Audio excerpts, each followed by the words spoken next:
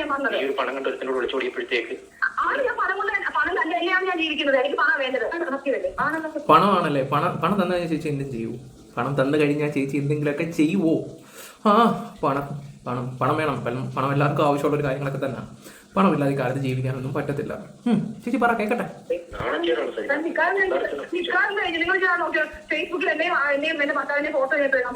ഫേസ്ബുക്കിൽ എന്റെയും എന്റെ ഭർത്താവിന്റെ പൂക്കുട്ടി മാമന്റെ കേട്ടോ ഫോട്ടോ എടുത്തിടാൻ പോവാണെന്നാണ് ചേച്ചി ഇപ്പൊ പറയുക ചെയ്യുന്നത്. അപ്പം 9 മാസം പ്രഗ്നന്റ് ആയിട്ടുള്ളതിന്റെ ഒക്കെ ഇട്ടതോ? ഇപ്പൊ ഏകദേശം കാര്യങ്ങളൊക്കെ എല്ലാവർക്കും മനസ്സിലായി കാണുമല്ലോ. ചേച്ചി പറ പെട്ടെന്ന് പറ.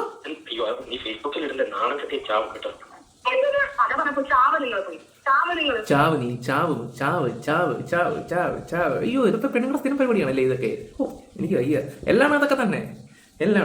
ഒരു കാര്യം ഇതിൽ നിന്ന് നമുക്ക് മനസ്സിലാക്കാൻ പറ്റുന്ന ഒരു കാര്യം എന്ന് വെച്ചാൽ, എന്റെ പൊന്നു ചേട്ടന്മാരെ, കാണുന്ന ആണുങ്ങളോട് പ്രത്യേകിച്ച്, കെട്ടിയ പെണ്ണിനോട് പോലും ഒന്നും പറയാൻ പറ്റാത്ത അവസ്ഥയാണ് ഇപ്പോഴത്തെ കാലം. ഉള്ളത് തുറന്നു പറയാലോ. ഇവരെ പോലുള്ളവരുണ്ടെങ്കിൽ മാന്യം മര്യാദയ്ക്ക് ജീവിക്കുന്ന സ്ത്രീകൾക്ക് പോലും നാണക്കേടാണ്. ആണോ അല്ലയോ? നിങ്ങൾ തന്നെ ആലോചിച്ച് നോക്ക്. എന്ത് തോന്നിയാസങ്ങളൊക്കെ കിടന്ന് പറയുന്നത്.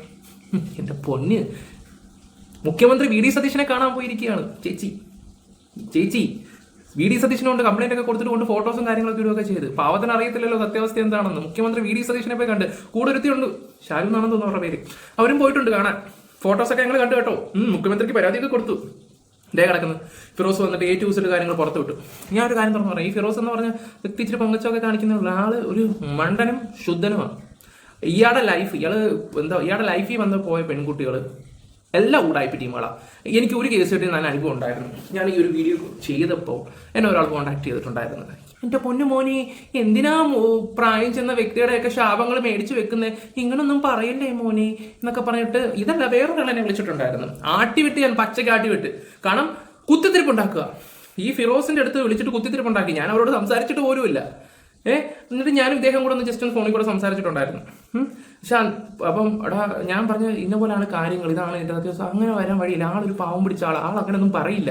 ഞാൻ പറഞ്ഞ എൻ്റെ പൊന്നിക്ക, നിങ്ങളൊന്ന് കേക്ക്, ഞാൻ പറയുന്ന ഒന്ന് കേക്ക്, ഇതാണ് സംഭവം. പിന്നീട് പുള്ളിക്ക് കാര്യം കത്തി. ഇവര് ഈ പറയുന്ന സജനയും മറ്റേ ടീംസും എല്ലാം കൂടെ പ്ലാൻ ചെയ്ത് ഇതിൻ്റെ ഇടയിൽ കിടന്ന് അങ്ങോട്ടും ഇങ്ങോട്ടും ഓടിപ്പോകുന്ന ഈ ഒരു മനുഷ്യനാണ്. പിള്ളേരെ ഓർത്തിട്ട് മാത്രമാണ് പുള്ളി ഓടിപ്പോകുന്നത്. ഇപ്പൊ ഏകദേശം ആൾക്കാർക്ക് കാര്യം മനസ്സിലാവണമെങ്കിൽ ഈ വീഡിയോ മൊത്തം ഇരുന്ന് കേട്ടോ. ഞാൻ അത്രേ പറയുന്നുള്ളൂ. നമ്മുടെ ലൈഫിലും കുറെ കാര്യങ്ങളൊക്കെ അനുഭവിച്ചിട്ടുള്ള വ്യക്തികളൊക്കെ തന്നെ ആത്മാർത്ഥമായിട്ട് നമ്മൾ ആത്മാർത്ഥത കാണിച്ചുകൊണ്ട് കുഴപ്പം എന്താണെന്നറിയാവോ? ഓക്കെ, ഇവൻ ആത്മാർത്ഥത കാണിച്ചിട്ട് ഇവിടെ ഒരു മൂലയ്ക്ക് ഇരിപ്പുണ്ടല്ലോ, നമുക്ക് തോന്നിയ പോലെ നടക്കാം. അങ്ങനെ ചിന്തിക്കുന്ന കുറെ അവൾമാരുണ്ട്. ഈ അടുത്ത സമയത്താണെങ്കിൽ പോലും ചില ആൾക്കാർ, നമ്മുടെ ഒരു സുഹൃത്ത് ഇങ്ങനെ പുള്ളി ഇതുപോലായിരുന്നു. സ്നേഹം നടിച്ച് അവസാനം പുള്ളി അവിടെ, ഇവള് വേറെ ലെവലിൽ പോയി അങ്ങ് എൻജോയ് ചെയ്യുവാണ്.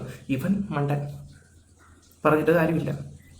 ചില ടീംസുകളൊക്കെ പോകുന്നു, കാമുവിൻ്റെ അടുത്ത് ഉമ്മയും കാര്യങ്ങളൊക്കെ കൊടുത്തിട്ട് അവിടെ പോയിട്ട് വരാൻ എനിക്ക് ഇതിനെ മിസ് ചെയ്യുന്നുണ്ടെന്നൊക്കെ പറയും.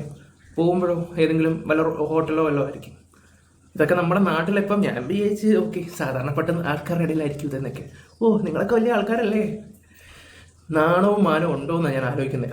ഞാൻ അറിഞ്ഞ കാര്യം എന്ന് വെച്ചാൽ, ആ 3 കോടി 4 കോടി കേസ് കെട്ടി ഈ പറയുന്ന പൂക്കുറ്റിയുടെ കയ്യിൽ നിന്ന് പോലും വേണം. അയാളെ കെട്ടിയില്ലെങ്കിലും കുഴപ്പമൊന്നുമില്ല. പൈസ വേണം ലൈഫ് എൻജോയ് ചെയ്തു പോകണം. അതിന് പൂക്കുട്ടി കിട്ടിയൊന്നുമില്ല. ഇവർക്കൊക്കെ നാറിയാലും കുഴപ്പമില്ല. പൈസയുടെ മുമ്പിൽ എന്ത് നാറ്റ കേസ്, അത്രേ ഉള്ളൂ. എന്തായാലും നിങ്ങൾ കേൾക്കുക. അതാണ് ഏറ്റവും നല്ലത്. ഏറ്റവും നല്ലത് നിങ്ങൾക്ക് ആവുന്നതായിരിക്കും നല്ലത്. നീ എത്ര തൊലി വെളുത്തും എത്ര ബെൻസി നടന്നിട്ടും കാര്യമൊന്നുമില്ല. ഉള്ള കാര്യം തുറന്നു പറയാലോ. നീ പോയി ചാവെന്ന് പറഞ്ഞല്ലോ, അവിടെ നിങ്ങൾക്ക് തെറ്റിപ്പോയി. ശത്രു ആണെങ്കിലും ശരി, അങ്ങനെ പറയാൻ പാടില്ല. പോയി ചാവെന്ന്. അതെ, ഓപ്പോസിറ്റ് നിൽക്കുന്ന ആൾ നിങ്ങളുടെ അടുത്ത് പറയുമ്പോഴേ നിങ്ങൾക്ക് അതിന്റെ വേദന മനസ്സിലാകത്തുള്ളൂ. പ്രത്യേകിച്ച് സജിനോട് ഇത് കേൾക്കുവാണെങ്കിൽ ഒരു കാര്യം പറയാം, നിങ്ങളുടെ അടുത്ത് ആരെങ്കിലും അത് പറയുമ്പോഴേ മനസ്സിലാകത്തുള്ളൂ. ഒരാൾ നിങ്ങളെ മിസ്യൂസ് ചെയ്ത് കഴിഞ്ഞിട്ട് നിങ്ങളുടെ നീ പോയി ചാവടി എന്ന് പറയുമ്പോൾ അതിന്റെ വേദന എന്താ നിങ്ങൾക്ക് പറഞ്ഞാൽ മനസ്സിലാകത്തുള്ളൂ. ഇപ്പം നിങ്ങളുടെ സംസാരം കാര്യങ്ങൾ കേൾക്കുമ്പോൾ നിങ്ങൾ ഒട്ടും മോശമല്ലല്ലോ. അതൊക്കെ അനുഭവിക്കുന്നവർക്ക് നല്ല രീതിയിൽ മനസ്സിലാക്കാൻ പറ്റും. പിന്നെ ബിഗ് ബോസ് എന്ന് പറയുന്ന ഷോയ്ക്കകത്ത് ഈ പറയുന്ന ഫിറോസിനെ നമ്മൾ കണ്ടിട്ടുള്ളതാണ്. ഞാൻ ഈ അടുത്ത സമയത്താണ് ആ സീസൺ കാണുന്നത്. ഞാൻ ആ സമയത്ത് ഷിപ്പിലായിരുന്നു. ഞാനത് കാണുകയൊക്കെ ചെയ്തപ്പോൾ ഇവൻ എന്ത് ടൈപ്പ്, പുള്ളി അത് കാട്ടിക്കൂട്ടുന്ന പ്രഹസനം മാത്രമേ ഉള്ളൂ. ഇത് കാണുമ്പോൾ വലിയ ടോക്സിക്കും അതാണെന്നൊക്കെ തോന്നുകയൊക്കെ ചെയ്യും. ആളെ വെറും ശുദ്ധനും മണ്ടനുമാണ്. ഞാൻ ഉള്ള കാര്യം പറയാലോ, മണ്ടനാ. സ്നേഹത്തെ ഇവരെ അങ്ങ് ശരിക്കും അങ്ങ് സ്നേഹിച്ച്, അതാണ് കുഴപ്പം. പിന്നെ ഇവർ പോയതിനു ശേഷം ഇനി പല സ്ത്രീകളുമായിട്ട് ബന്ധമുണ്ടോയെന്ന് എനിക്കറിയത്തിലുണ്ടെങ്കിൽ ഓക്കെ, അതിപ്പം ആരോട്ടും മോശമൊന്നും അല്ലല്ലോ. എന്നാലും ഒരാൾ ചത്ത് കാണുന്നത് ആഗ്രഹിക്കുമ്പോൾ ഞാൻ ആലോചിക്കുന്ന അദ്ദേഹത്തിന്റെ കുഞ്ഞിനെ അല്ലേ ജന്മം കൊടുത്ത്, അതുപോലും മനസ്സിലാക്കാൻ പറ്റുന്നില്ലല്ലോ എന്ന് ഓർക്കുമ്പോഴേ നിങ്ങളൊക്കെ ഒരു സ്ത്രീയാണോ എന്ന് ഞാൻ ആലോചിച്ചു പോവാണ്. നമിച്ച് തൊഴുതു എന്തായാലും ആ കാൽക്കൽ വീഴുമ്പോൾ ഞാൻ തൃക്കൈ വെണ്ണ സമർപ്പിക്കും. ഞാൻ ഇവിടെ എനിക്ക് എന്റെ സുഖങ്ങളാണ് വരുന്നത്. ഏത് ലെവലിൽ ഞാൻ കളിക്കും.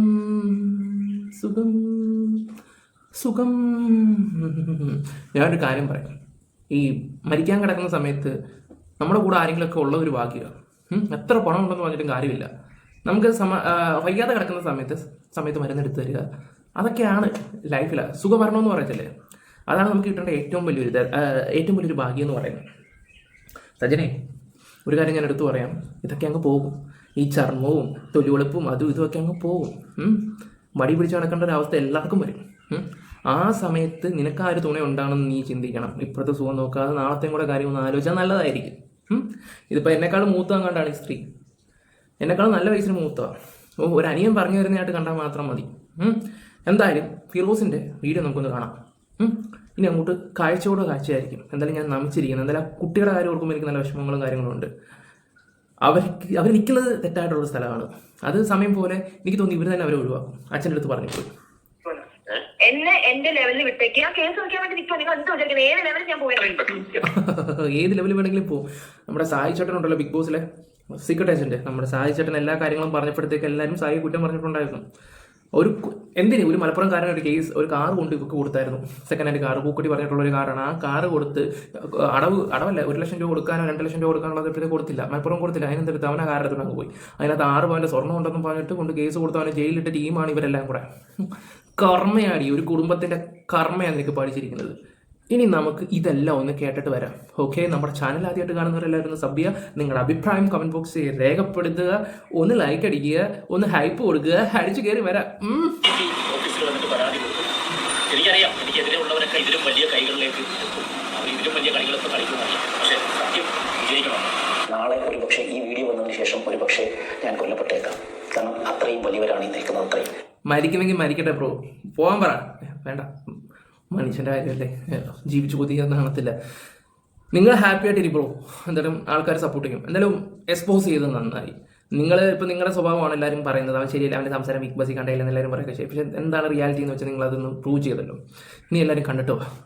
മരണമൊക്കെ ധീരന്മാർക്ക് പറഞ്ഞിട്ടുള്ള നിങ്ങൾ ധൈര്യമായിട്ട് എനിക്ക് കള്ളക്കേസിൽ എന്നെ കൊടുക്കേക്കാം. കാരണം അത്രയും ക്രിമിനൽ മൈൻഡ് ഉള്ളവരാണ് സജിന ഉൾപ്പെടെ. സജിനയുടെയും റസൂൽ പൂക്കുട്ടിയുടെയും അവരുടെ ടീമിൻ്റെ ഓവർ സ്മാർട്ടാണ് എന്നെ ഇപ്പോൾ ഈ ഒരു കുടുക്കിൽ കൊണ്ടുവന്ന് എന്നെ ഇതെല്ലാം പറയാൻ കാരണമാക്കിയത്.